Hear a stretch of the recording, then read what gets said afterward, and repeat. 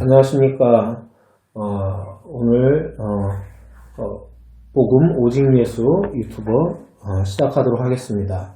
오늘 나누고자 하는 이야기는 예수님의 다시 오심입니다. 한문으로 표현하면 재림이죠. 예수님의 재림에 대해서 이야기를 해보고자 합니다. 요즘 예수님의 재림 이야기하면은 이단 같고 사단 같고 막 이래요. 그래서 예수님의 재림 이야기를 잘 못하죠. 아마도 이단들이 이걸 제일 많이 사용해서 그렇게 된 것 같습니다. 예수님의 재림을 이야기하면 이상한 거가 되어버린 거죠. 정말 그럴까요? 그렇지 않습니다. 신자에게는 예수님의 재림은 하나의 소망이지요.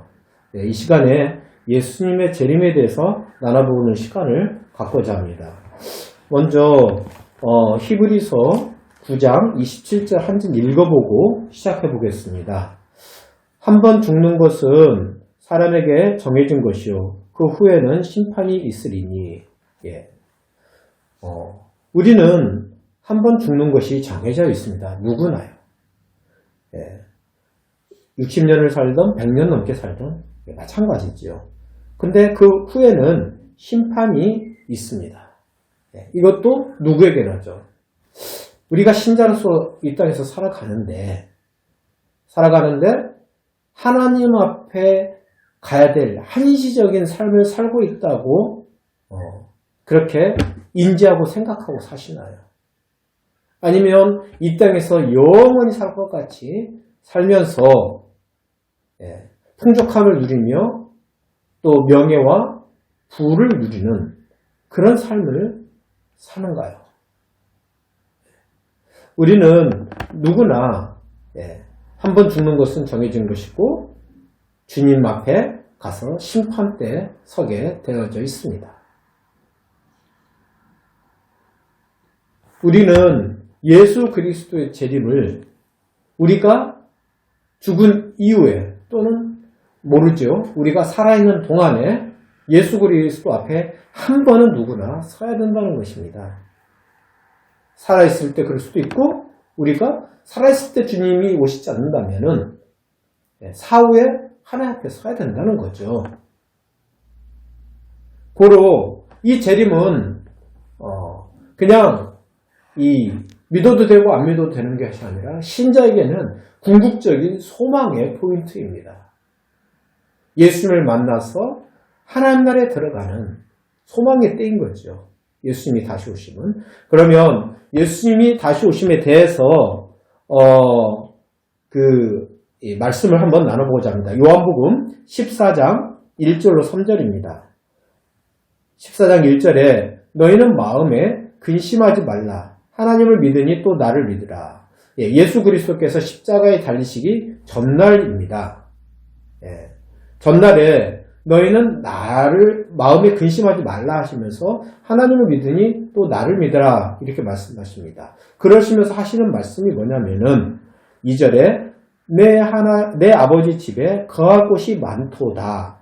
그렇지 않으면 너희에게 일렀으리니 내가 너희를 위하여 거처를 예비하러 가노니.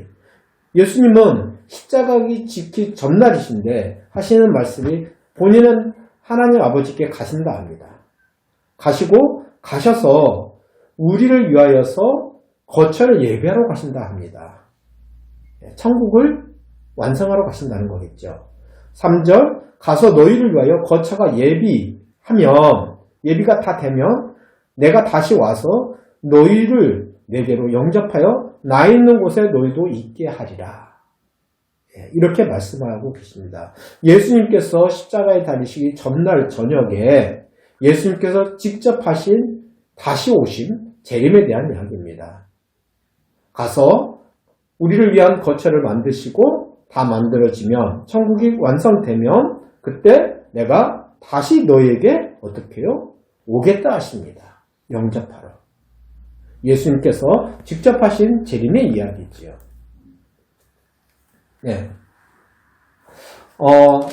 그래서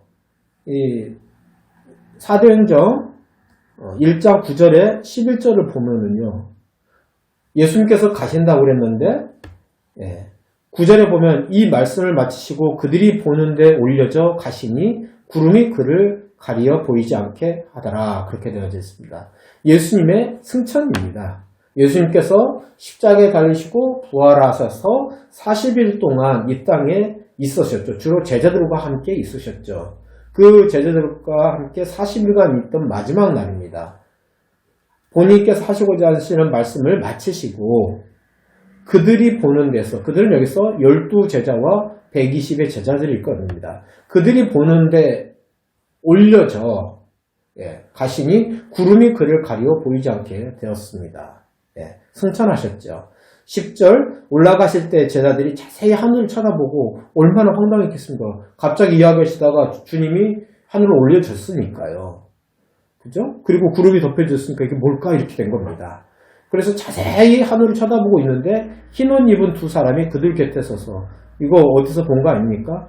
부활하셨을 때 예수님 묘에 있던 흰옷 입은 두 천사인 것 같은데 흰옷 입은 두 사람이 그들의 곁에 서서 이르되 갈릴리 사람들아 어찌하여 서서 하늘을 쳐다보느냐?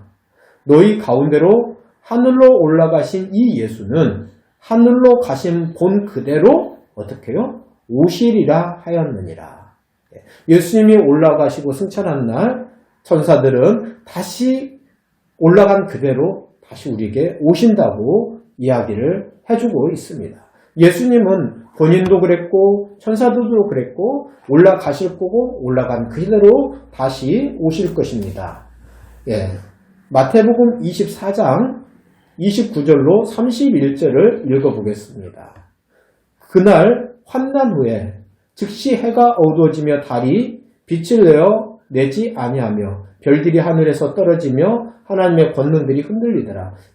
이거는 마지막 재림 직전에 있는 어떤 천지지변의 이야기들이죠.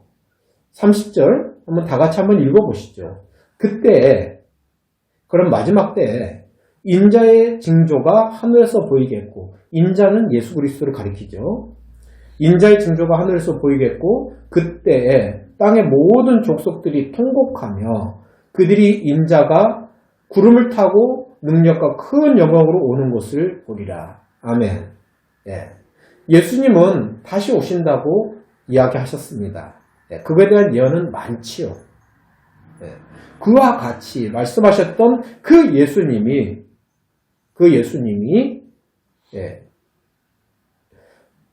땅의 모든 족속들이 통곡하며 그들이 인자가 어떻게 해요? 구름을 타고 능력과 큰 영광으로 오는 것을 보리라 그러십니다.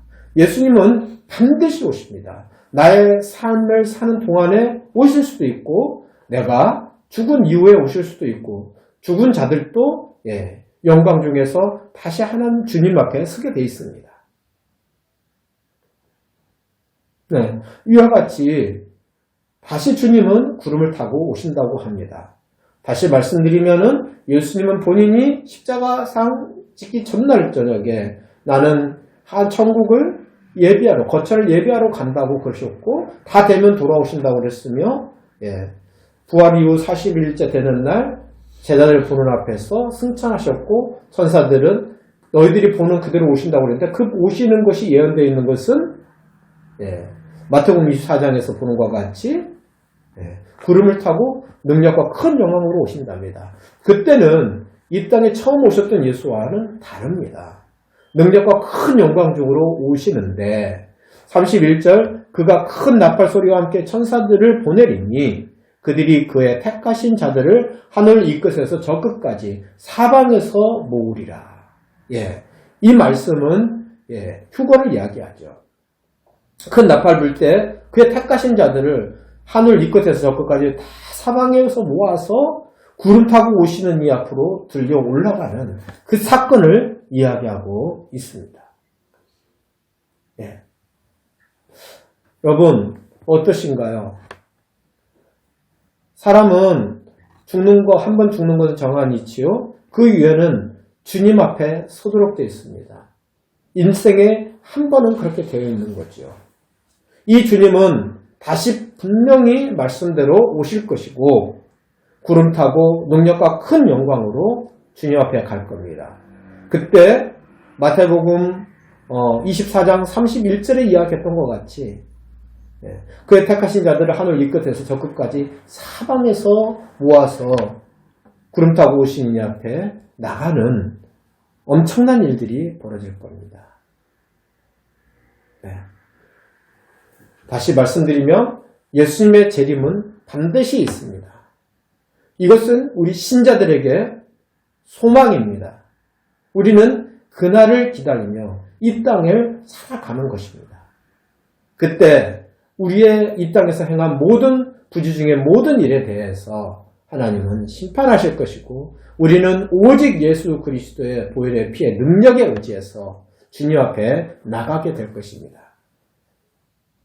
마지막 재림의 때 여러분들이 택한 자가 되어서 주님 앞에 들림을 받고 구원을 받는 구원의 완성이 되는 앞에서 이야기했던 육의 몸이 변화해서 영의 몸으로 쇠하지 않고 멸하지 않고 영광스러운 하나님의 아들의 영으로 변화되는 놀라운 일을 맞이하는 여러분들이 되기를 주의 이름으로 축원합니다.